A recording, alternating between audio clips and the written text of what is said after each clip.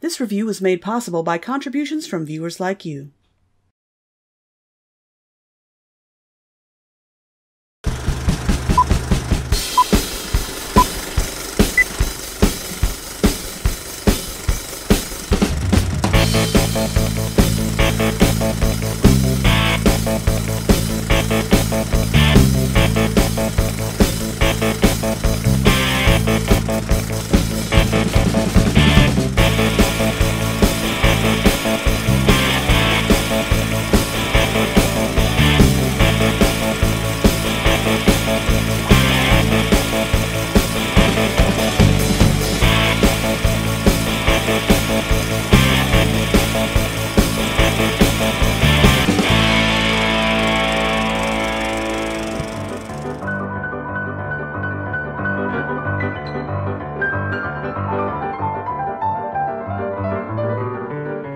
Hey guys, are any of you out there fans of science fiction pioneer Jules Verne? If you are, then viewer discretion is advised, because we're going to be looking at Freedom Force today, and this is really, really going to hurt. Imagine, if you will, a story wherein 21st century children are transported into various works of Jules Verne in order to correct some terrible mistake that threatens to ruin the stories completely. Far-fetched, perhaps, but it doesn't sound like a terrible idea, does it? Sadly, even the best ideas can still fall prey to terrible execution, and that's what we're looking at today. I myself haven't read any of Verne's works, and I still felt violated as a fan somehow. Our love letter to Verne begins at a later point in the story, where our prepubescent heroes are getting sucked into some kind of vortex. I know what you're thinking. Some sort of science fiction movie, right? This is not fiction. It's all real. I doubt that. The tall guy there? His name is Aristotle. No, he isn't. And of course, she's Nicole. Oh, of course. Who else could she be? Oh, and that's Profiterole and his dog Houston. What kind of cruel parents would name their child Frozen Cream Puff? Speaking of names, the official title for this movie, according to IMDb, is The Illusionauts. Come on, that is such a better name for this team. It sounds like there's magic involved, and they're going places, hence the knots. But Freedom Force? Who exactly are these kids granting freedom? No one! This title makes no sense! After said nonsensical title, we meet our villain during a dark and cliched night. Master, things are about to go very wrong for that wretched writer, Jules Verne.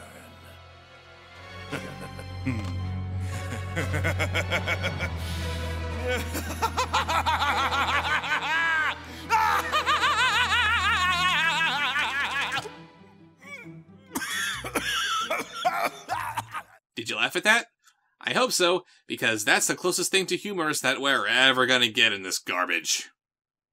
We then meet the President of France, as he's being badgered by his wife about how she isn't the center of attention like she thought she would be once he took office. To placate her, he puts her in charge of the International Literacy Day celebration, which is honoring Jules Verne. You want to know something funny?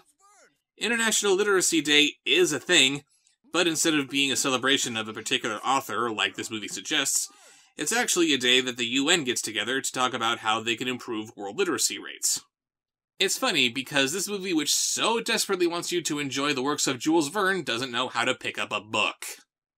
We jump back to our villain, who I'm just going to call him Mouth, having apparently done something to mess up Jules Verne's stories. It won't be revealed until the very, very end of the movie as to why he's doing this, but trust me, you will not be disappointed.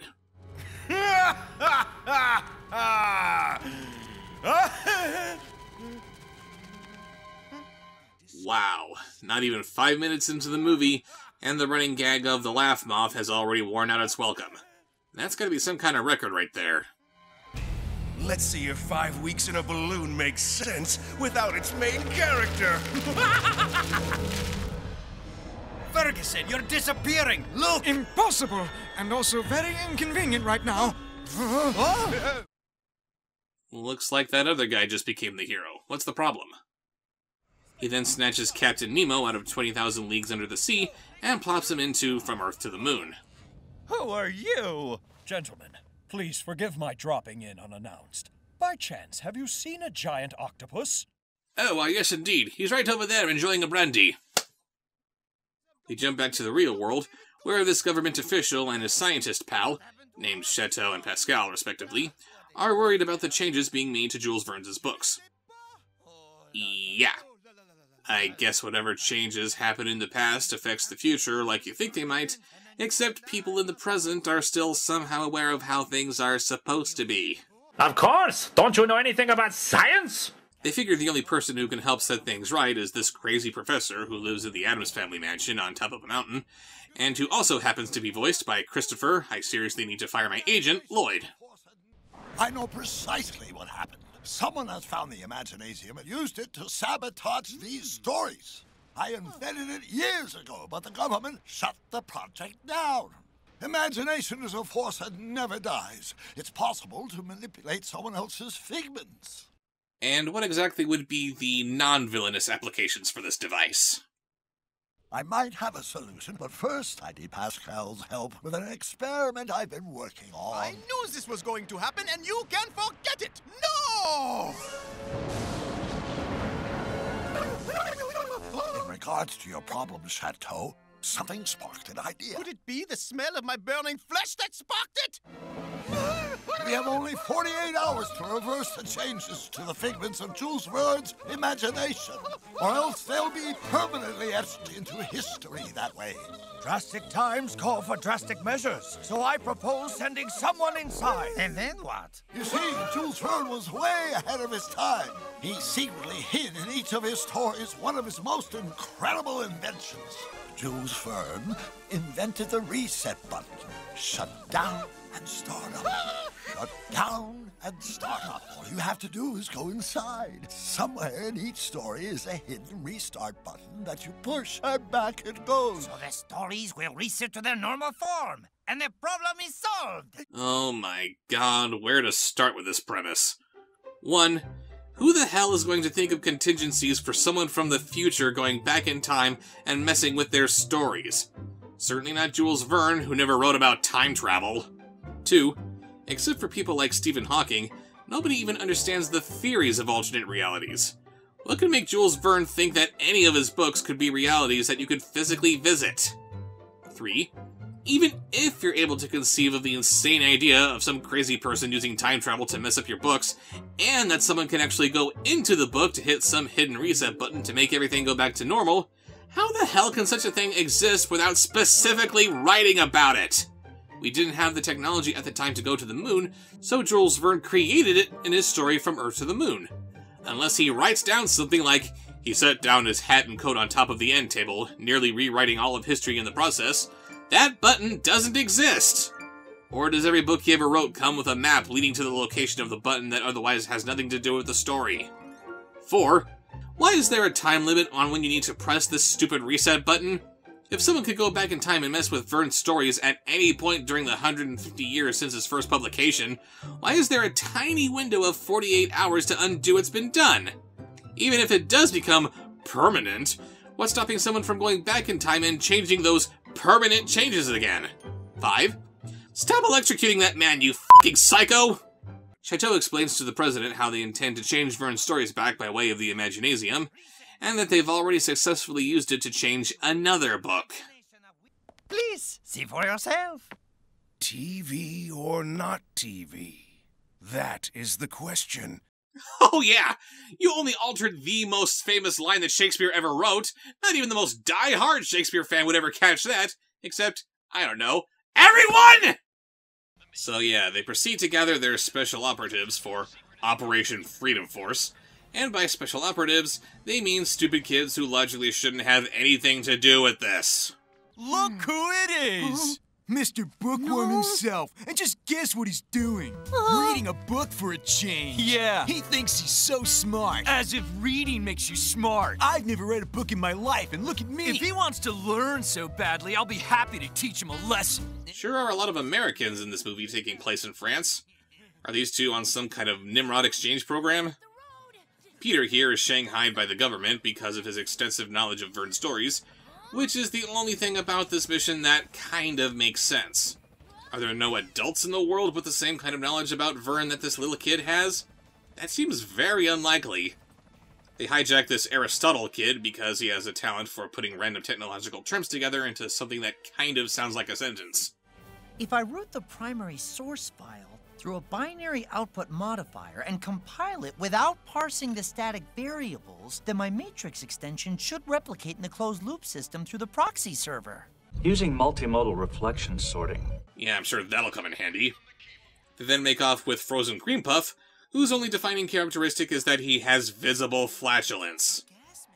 That can't be healthy. Last on their list is Nicole, played by Sarah Michelle Gellar, because she knows a thing or two about martial arts. Fight!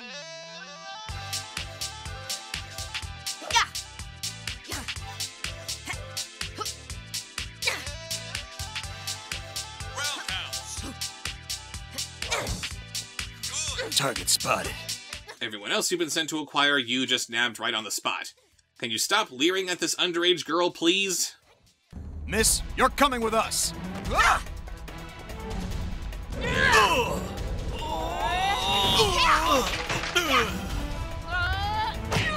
Stand down! I told you to stand down! Tell me who you are. What do you want? Special Forces. Top secret mission. Direct orders from the president. Why didn't you say so? Maybe they should have gotten the Special Operations Command. You know, the real French special ops people. No, they'd be ineffective too, because girl power. Again, assuming that martial arts might be necessary for a mission involving the search for and pressing of a secret reset button, are there no adults who could do this? There's literally no one else in the entire world more skilled than she is? Bullshit! So they bring the kids to the Imaginasium and explain why they were chosen for this mission. So how come you picked us? Partly because you are all 12 years old. The age at which Verne had just started writing, and the many figments of his creativity were developing. There are a lot of things developing when you're 12 years old. Why not send a couple of porn stars in there to get the books' hormones going? Using the same age wavelengths, we can more easily teleport you straight into his imagination. Cool. Wow. Okay, that actually makes a lot of sense, except for the guy who messed up the books in the first place who isn't 12 years old. Oops! The other reason you were all chosen is that each of you represents a side of Jules Verne's personality. That way, when we teleport you, we don't have to worry about any of you being rejected. Aristotle, you represent his genius and the love he had for technology. And Peter? We know you've read all his books. You embody Verne's passion for great literature. Nicole, you represent love. You just happen to be a direct descendant of Jules Verne's first love, Caroline Duchesnay. And you know what? That's totally fine. Play up that angle. She's a direct descendant of Jules Verne, so she's automatically more in tune with his imagination wavelength whatever fields. Sure as hell makes a lot more sense than this martial arts expert who likes to shoot first and ask questions later representing love. Jules Verne's first love, Caroline Duchesnay. Despite being first cousins, he was crazy in love with her. He was just plain crazy to be in love with his cousin. Yuck. That was very common back then. She must have been very beautiful. Like you. Huh? Yeah. Ugh, stop trying to justify that. She's allowed to be squicked out by it. I was in love with my cousin once too. I remember that whenever I saw her face, my heart filled with joy. She haunts me to this day with her beautiful bald head and her soft skin and the way her diaper filled the room with the smell that... Whoa! Oh yeah, great. And in one fell swoop, we've got incest, sexualizing an infant, and getting off on the smell of her full diaper. That's what this little family-approved seal is all about. What about me? What part of Jules Verne do I represent? Let me guess. You're here because you and Jules Verne both had gas problems? Jules Verne had serious gas problems. So you represent that. Profiterole! Oh, very serious. Oh, come on! I wasn't supposed to be able to predict that! The kids are suited with these Tron cosplays, which apparently have the ability to look like whatever clothes they need in order to blend in with their surroundings. Observe. Wow! Awesome! Cool! Ta-da! Whoa! Voila! Well, shall I show you some more then? You know me, baby. And a lot of your fans know what I do for a living. I am no prude. But I'm sorry. This is just wrong. Throughout the rest of the review, I'm going to make this movie more family approved. We briefly cut to the Louvre, where the president's wife is paying homage to Jules Verne by hanging a giant banner of herself, also in a bikini. I'll have to show them more skin. Family approved. Oh, stop it, movie. You don't even know what you're referencing here. And of course, the dog has to come along, just to give the kids a chance to say, Houston, we have a problem. Ugh. So they get sucked into the first story on their mission, from Earth to the Moon, while Mothmouth here sends his painfully stupid goon in to follow them. Because the Imaginasium has a back door, I guess. This looks like it's some sort of spaceship. It actually worked. We're really inside the story. So what happens now? According to the book, the cannon blasts the ship off using gunpowder. And according to the movie's own bullshit, it's supposed to be Peter who's the Jules Verne expert. Seconds into their mission, and the movie immediately forgets who is supposed to do what. Pascal informs them that the reset button is on the outside of the ship, and the kids deliberate about who should go out there to find it. Temperature outside is -292. Whoever can stand the cold best should go. That'd probably be the person who's very athletic. Someone not very chubby. Profiterole, you're carrying more layers than the rest of us. You're the best candidate. Houston, we have a problem. Starting the counter now. Also, they send the fat kid out there because he's fat. How very nice. So they send out Gassy McFatass to look for the button, when suddenly... Profiterole, hang on! It looks like we're entering an asteroid field! There are no asteroid fields between Earth and the Moon. Or is this just a glitch that Mothmouth made up? They lose Frozen Cream Puff out on one of the passing asteroids. They turn around to get him, but they run out of fuel that the ship shouldn't have anyway, which means that their momentum immediately slows to a crawl. Physics! Physics! Physics! By the way, feel free to correct me on this. Again, I don't know Verne's works. But if the point was to fire this projectile out of a cannon, doesn't that mean it wouldn't have its own means of propulsion? So yeah, Frozen Cream Puff is apparently doomed until this happens. I'm never out of gas!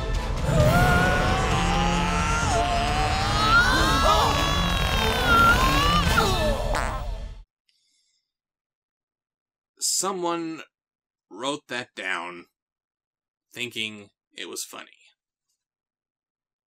Someone wrote that down, thinking it was physically possible. Someone was wrong! And stupid! Family approved! So Frozen Cream Puff gets back to the ship and finds what might be the button. Adventure Star Tours! We're being pulled into a giant asteroid! We're gonna crash! Listen up, everyone. I figured it out. Profiterole, find the letter R in adventure. It's the beginning of the word restart.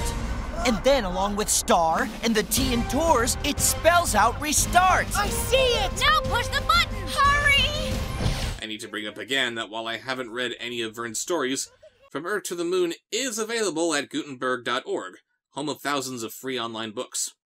In this book, the word tour appears only twice, and neither instance is in reference to Adventure Star Tours. Jules Verne didn't write this. This is clearly another one of the goof-ups that Mothmouth made up. But yeah, they press it, and poof away? Is this a reset button or a teleportation button? And why are we seeing this story revert to its original state? It's like the movie knows that we don't care about this, and it just wants to get to the next scene as soon as possible. They teleport into 5 weeks in a balloon, and conveniently into the titular balloon already flying its titular 5-week journey, and Aristotle immediately takes the helm. Let me steer! I have a video game just like this!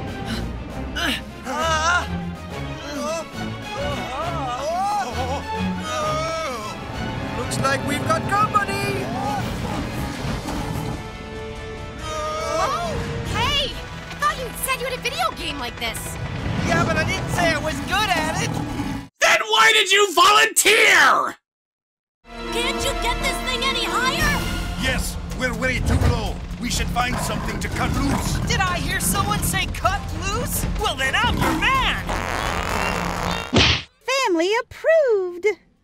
You know, seeing as how we're on a quest to reset everything anyway, you could just throw yourself off the balloon. You distract the lions, the balloon gets away, we don't have to suffer any more of your fart jokes.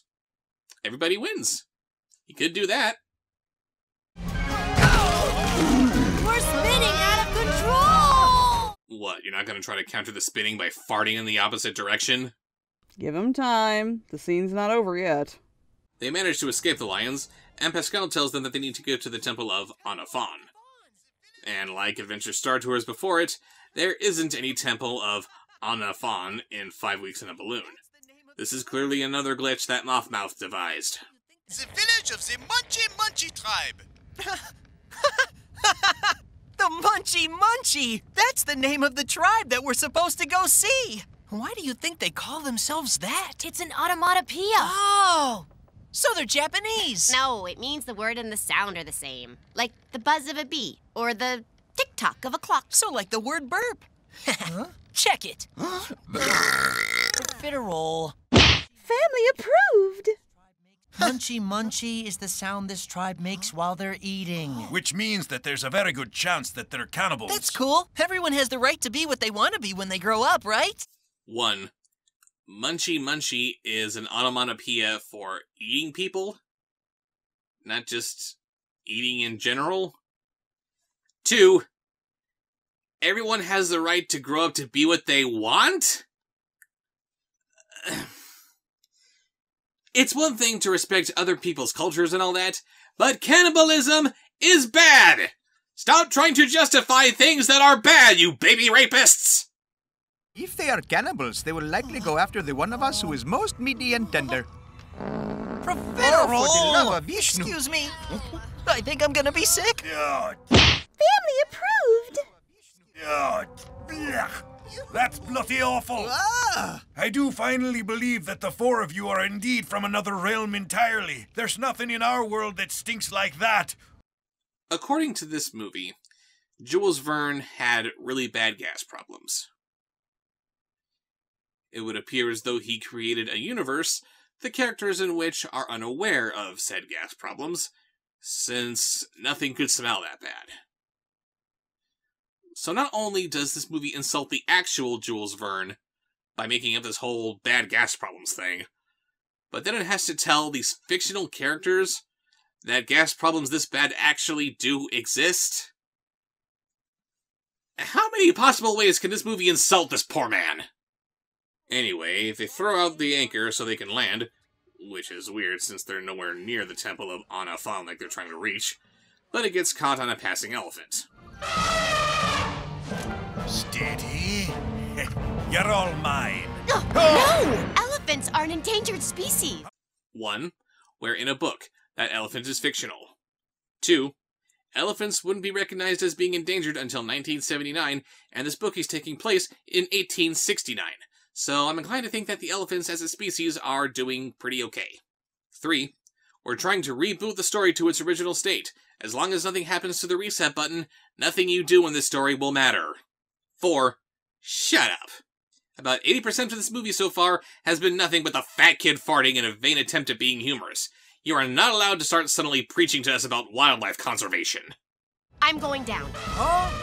Using a gun is never a good way to solve a problem. Yeah, go into the Diary of Anne Frank and just ask Hitler to politely go away. I'm sure that'll work like a charm. She manages to free the elephant. We get a scene that tries to mimic something along the lines of Peter and Nicole having a moment together, followed by, are you ready for this? Another fart joke! This shish kebab stuff is the greatest thing ever! Hey, Joe, what do you call this delicious thing you made? It's so good! It's an old family recipe. Worms on a stick. Did you say worms? Yes, and I add my secret blend of spiders, ants, and insects to make it finger-licking good. How could you possibly do something like that to me? You know I have a nervous stomach, and an irritable colon, and chronic diarrhea, part-time constipation, an inflated esophagus, and ridiculous gas. Better hide in my lair. It compromises my entire That's why I'm in this story!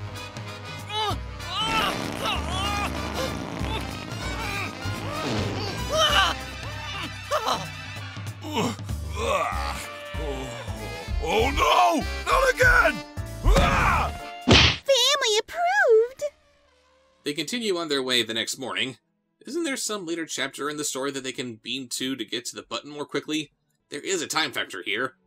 Then they get accosted by Ali Baba and his merry men. Houston! Hey, flying dog!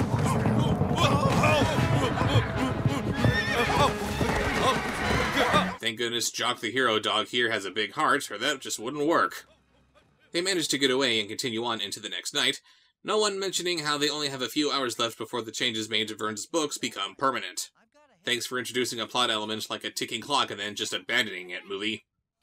They're about to reach the temple, but first they need to get past this native tribe.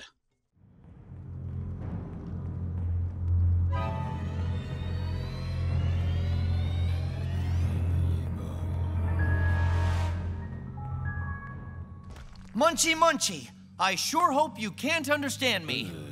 Ring around the rosy. Pocket full of posies. Who stole the cookie from the cookie jar? On-a-fawn, on-a-fawn, on-a-fawn! Lest we forget that this kid was recruited for his intelligence! Somehow, this stupid little stunt is enough to make the natives think that these kids are gods, and they're granted access to the temple that shouldn't logically be here. Nicole finds the reset button, labeled on, off, on. Get it?! Then they poof away to 20,000 leagues under the sea. Meanwhile, Chatel and Pascal have to go back to Professor Celebrity Cameo since a giant squid somehow turned into a giant octopus and got into the real world via the Imaginasium, and they need him to make a new one. I need your help with a dilemma. Which of these two items came first? Was it the cork or the corkscrew? A most perplexing puzzle. And it's even more important than the chicken and the egg conundrum. Because what if the chicken needs a drink in order to lay the egg? Was that part of the script, or were they just recording Christopher Lloyd saying stuff? We jump back to the kids, half of whom are on a ship in the middle of the ocean, and half of whom materialized in Atlantis for some reason. It's the lost city of Atlantis. This must be how Jules Verne imagined it. He imagined it to look like Gun Gun City. Mothmouth's goon throws Aristotle and Nicole off the boat, but thanks to their Deus Ex Machina suits, Peter and Frozen Cream Puff save them. Then they fight off a giant shark, which then eats the goon. Family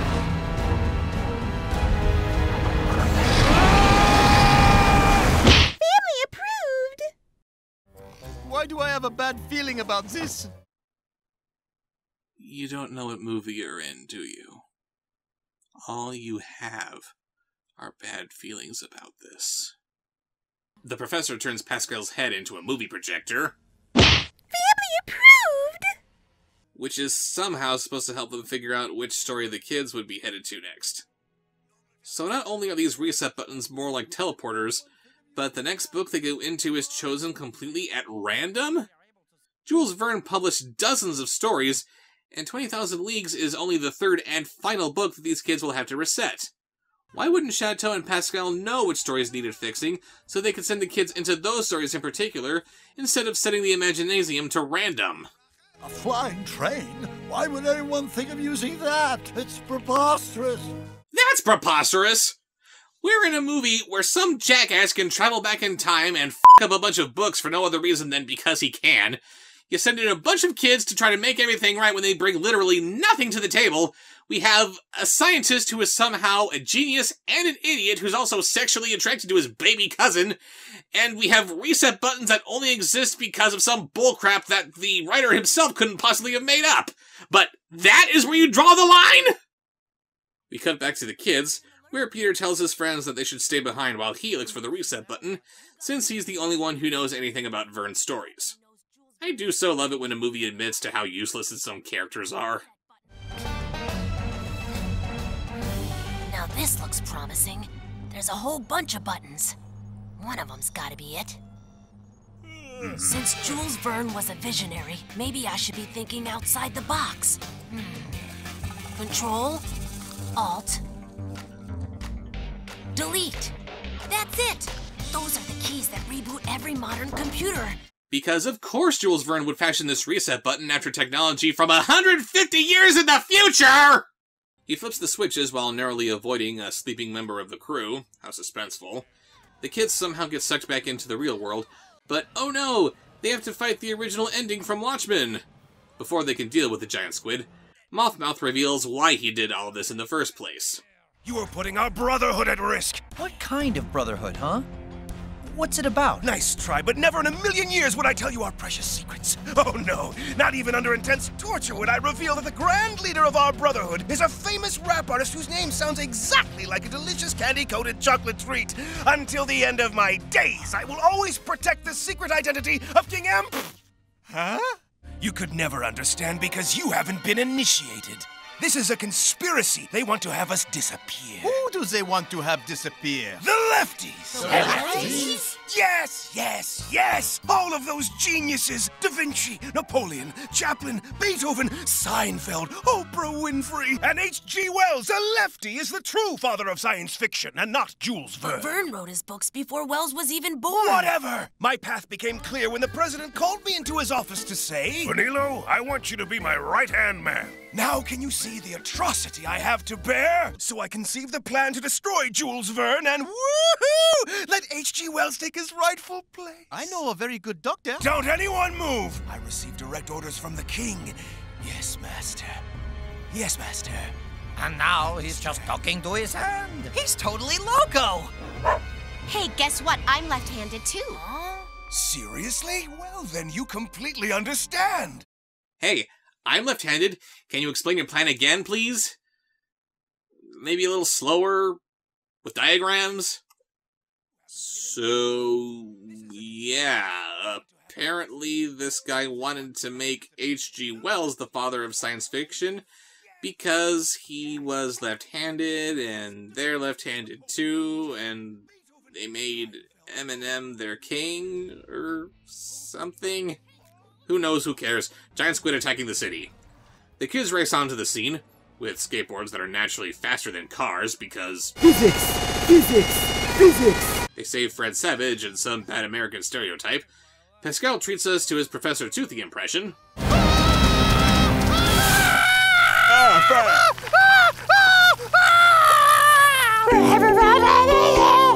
And the professor and his whatever machine are successful in... doing... something.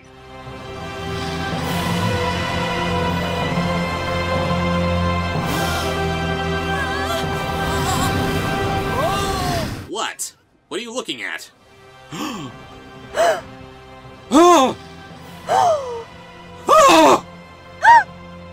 They somehow make the Squidopus vanish, and the Freedom Force are lauded as heroes. So there you have it. That's pretty much our story, with an ending even better than any Jules Verne ever wrote. Because in this story, guess who got the girl? Oh yeah, this ending is better than anything Jules Verne wrote because of the possibility of you losing your virginity. Huzzah! Aristotle invents an Imaginasium app and becomes a high-tech billionaire. So not only did he invent time travel technology that anybody can use and f*** up any book that they want, but he also got rich because he stole someone else's idea? Attaboy, Houston! You're moonwalking! Profiterole forms the Gas Appreciation Society. He doesn't date much. Even when he's around people who share the same medical affliction that he has, he can't get a date because he's fat. Nicole becomes a martial arts star and an animal rights activist. Which she was going to become anyway, so this little adventure enriched her life in no way whatsoever. And me? Well, I go on to write dozens of books and movies, just like this one. None of which have been published or produced, but it's only a matter of time. Didn't he say best-selling? Yeah, but he's delusional. That never happened. Ah. All's well that ends well. Oh, everything's magnifique. You know, in politics, it doesn't matter what you do. It's what people think you did. Or in this case, what they think I did. And what do people think you did? Why is that funny?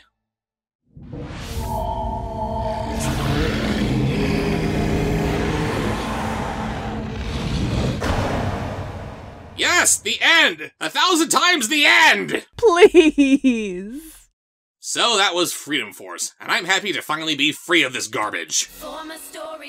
Let's ignore the terrible animation, amateur voice acting, wasted talent, insane story, incomprehensible editing, and all that, and instead focus on what's really wrong with this movie.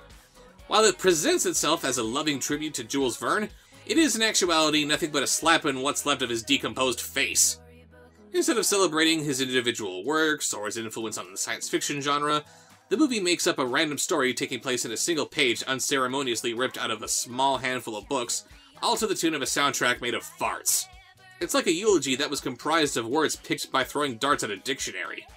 You'd be paying more respect to Jules Verne if you used his books as toilet paper. At least that way they'd serve some kind of a practical function. I strongly urge that you check out your local library to read some of Jules Verne's actual works, while we all do our best to forget that this piece of tripe ever existed.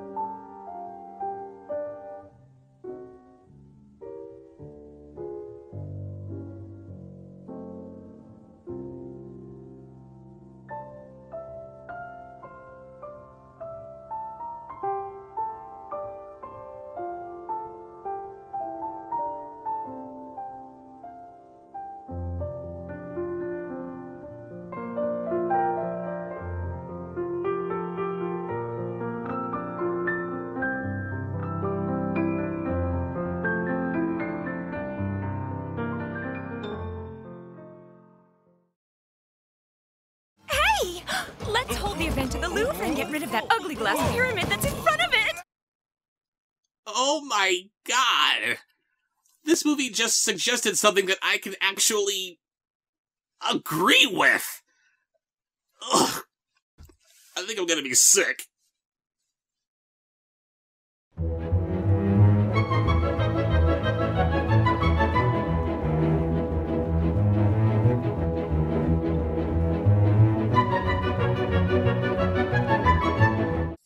Hey guys, I got a package here to open today from my old friend Colin Warmbrought. Let's see what he's got for us here today. Where's he from? He is from Groton, New York. Oh. Groton? Not sure. G-R-O-T-O-N. Not sure either. Sounds like Groton. Let's see. We've got a letter to read as well as another package that requires unopening. Anything else in there? That is it. Okay. Unopening? Does that mean closing? Quiet you.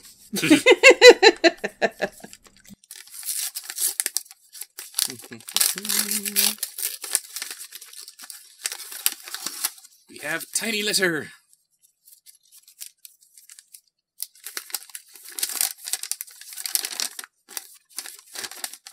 Hi, Bob Show. Colin again. Hello. I figured that I'd send you a note that's far less ominous than what I wrote the last time I sent you a gift. Anyway, I remember that the first review I saw was Spider's Web, A Pig's Tale. Oh, what a review to cut your teeth on. Ugh. I can't remember how or when, but I know that it wasn't long before I became, like you've said, one of your longtime fans. Some of my favorite reviewers include, but are not limited to, Spider's Web, Cool Cat Saves the Kids, Elf Bowling, the movie, and Spymate. Oh, God, frickin' Spymate. That movie hurt like nothing else. As for what I've Oh, no, it's hurt like other talking monkey movies that you've had to deal with. Wait, Spymate, he didn't talk, did he? He had a weird dream sequence in which he talked, in which he had a Jamaican accent. Oh, yes, because that makes all the sense in the world. You know, all those chimpanzees that hail from Jamaica. Oh, yeah. Yeah, that won't be misconstrued as anything offensive, will it? Nah. Anyway, carry on. As for what I've included in this package, let's just say I hope you're a fan of Jules Verne.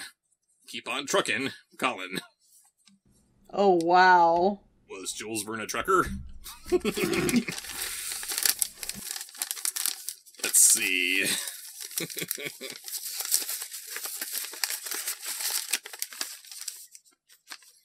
What do we have here? We have Christopher Lloyd and Sarah Michelle Gellar starring in Freedom Force! Oh, Lord. No idea what this has to do with Jules Verne. Me either.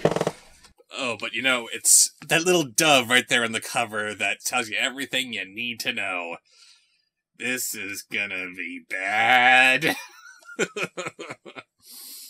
A time travel adventure of epic proportions. Oh, I'll bet. There is a plot underway to change the writings of legendary author Jules Verne in order to influence the course of history.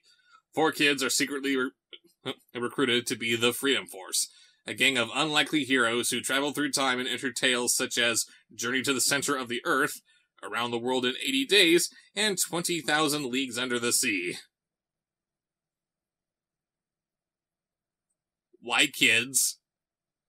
Why do they have to be unlikely heroes? Don't you want adults who maybe work together on these kind of special co-ops missions and, I don't know, might be a bit more capable than a bunch of kids and their dog? I don't know, just throwing that out there. Who might know who Jules Verne is? Who might know who Jules Verne is? 20,000 Leagues Under the what? Sorry, too busy tweeting to know anything about that. Shame on you! Sorry. With endless foes intent on stopping them. Yeah, because, you know, when time travel's involved, you have literally the entire space-time continuum at your disposal. From evil government agents to a giant octopus, the brave Freedom Force will voyage through underwater cities, jungles, and outer space in order to complete their quest. Christopher Lloyd and Sarah Michelle Gellar help to bring the characters alive in this fantastic tale of time travel and adventure. And I'm just going to take a stab in the dark here and say that this character here is going to be a Christopher Lloyd. Or maybe the dog, I don't know. Thank you very much, Colin. This sounds ridiculous. Put it on the schedule. Now, is it a movie or a series? I think it's a movie. Let's check out the time here. Running time, 81 minutes. It's a movie. Oh, we're gonna put that on the schedule. Thank God. And Season 2 of Freedom Force. And when you think about it, with this kind of a storytelling engine, it could be a series. Going from one book to then another book, and then another book, and then, oh no, we have to go into the books of these other authors somehow. That actually sounds really, really interesting. They're gonna mess it up completely, aren't they? But it sounds like a very interesting concept that you just came up with. You know, taking the idea of that and then lots of authors. Mm-hmm. You know, what stories could be messed with to change the timeline that people have to go back in and correct. And I just pulled that right out of my ass. Who knew your ass could write so well? I did. Plant you. Oh my god. Thank you very much for that, Cullen. I'm sure I'll enjoy it in some form or another. I'm sure we'll enjoy watching him cringe and die over it. I know that. Oh, yes. The more it hurts, the more fun it is for us. If I don't like it, then you guys will. That's how that works. So, thank you for that. And anyone wants to send me any movies, letters, whatever, just go ahead and ship it to the P.O. Box in the corner there. And I'll see you guys later.